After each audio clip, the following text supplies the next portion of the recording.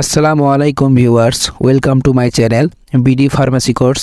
BD pharmacy course চ্যানেলের পক্ষ থেকে আপনাদের সকলকে স্বাগত। আশা করি আপনারা অনেক ভালো আছেন। আমি আপনাদের দয়ায় আল্লাহর রহমতে অনেক ভালো আছি। তো আজকে আমি আপনাদেরকে দেখাবো যারা সি ক্যাটাগরি ফার্মাসিস্ট কোর্স ৬২তম ব্যাচে পাস করেছে তাদের প্রত্যয়নপত্র কীভাবে লিখতে হবে আর কীভাবে আপনারা লিখবেন এবং কীভাবে কোথা থেকে আপনারা লিখবেন আমি আপনাদেরকে এই পুরো ভিডিওতে দেখাবো। আর কীভাবে প্রত্যয়নপত্রটি ডিজাইন করতে হয় বা কীভাবে প্রত্যয়নপত্রটি লিখতে হয় আমি আপনাদেরকে সেই পুরো প্রসেসটি আজকে আমি আপনাদেরকে দেখাবো। আর যেটা না বললে নয়, ৬৩তম ব্যাচে সকল প্রকার আপডেট পেতে আমার চ্যানেলটিকে সাবস্ক্রাইব করবেন এবং পাশে থাকা নোটিফিকেশন বেলটি বাজিয়ে দেবেন। তো একটি ভাই আমাকে রিকোয়েস্ট করছে, সেই ভাইয়ের রিকোয়েস্টের কারণে আজকে আমার এই ভিডিওটি তৈরি করা।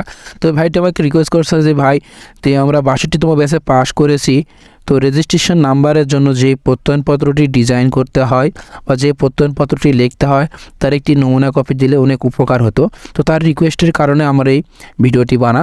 তো আশা করি আপনারা এই ভিডিওটি কন্টিনিউ করবেন, তাহলে আপনারা বুঝতে পারবেন যে কীভাবে একটি প্রত্যয়নপত্র লিখতে হয়।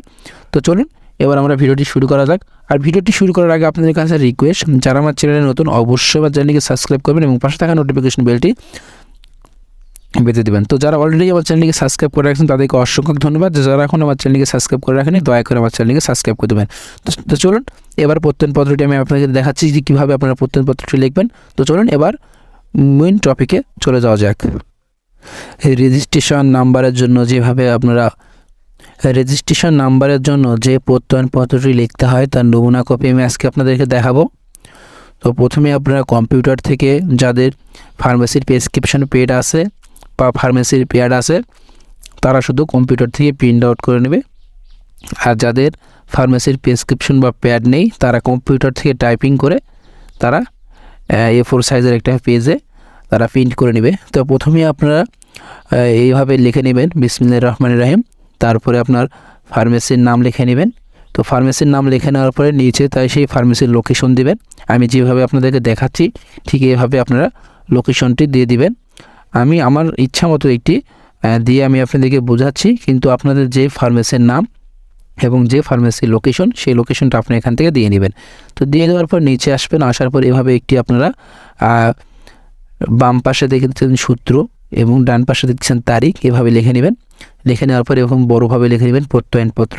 তো লিখে নেওয়ার পরে নিচের দিকে দেখুন আমি আপনাদেরকে দেখাচ্ছি এভাবে দেওয়া আছে, আমি এই মর্মে প্রত্যয়ন করিতেছি যে প্রার্থীর নাম বা যে পাস করছে তার নাম, পিতার নাম, গ্রামের নাম, পোস্ট অফিসের নাম, তারপরে আপনারা দেখছেন থানার নাম, তারপর উপজেলা, জেলা।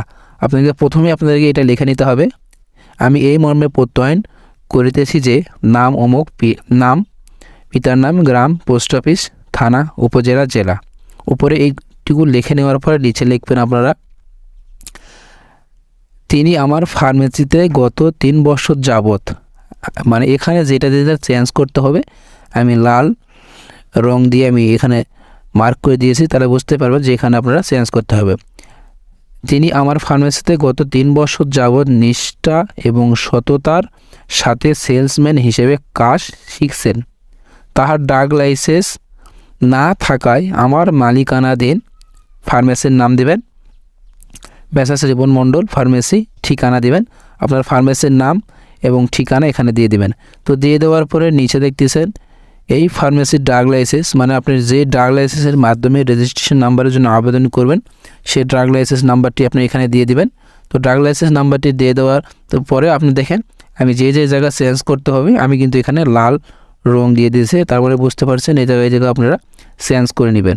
তারপর ঠিকানা আপনার যে ঠিকানার ফার্মেসি আপনারা উপরে যে ঠিকানাটা দিয়েছেন সেই ঠিকানাটাই আপনারা এখানে বসিয়ে দিবেন।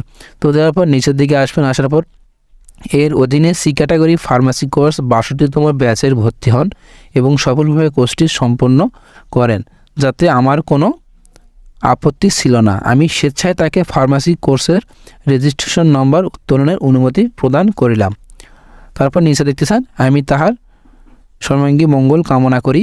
এটা লেখার পরে লিখে নেওয়ার পরে আপনারা দেখুন এই পাশে আমি দিয়েছি ফার্মেসির নাম এবং ঠিকানা দেওয়ার পর আপনারা এখানে কি করবেন, ফার্মেসির যে মালিক আছে তার একটি সই নেবেন, নেওয়ার পর একটি সিল মেরে দেবেন। এই আপনার মেসার্স মণ্ডল ফার্মেসির উপর একটি সিল মেরে দেবেন। দেওয়ার পর এখান থেকে আপনাদের গ্র্যাজুয়েট কর্মকর্তা দ্বারা এখানে আপনাদের সত্যায়িত করে নিতে হবে।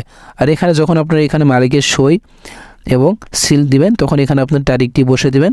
তারিখটি বসে দেওয়ার পরে আপনারা এখানে সত্যায়িত করে নেবেন, মানে গ্যাজেট কর্মকর্তা দ্বারা সত্যায়িত করে নিতে হবে।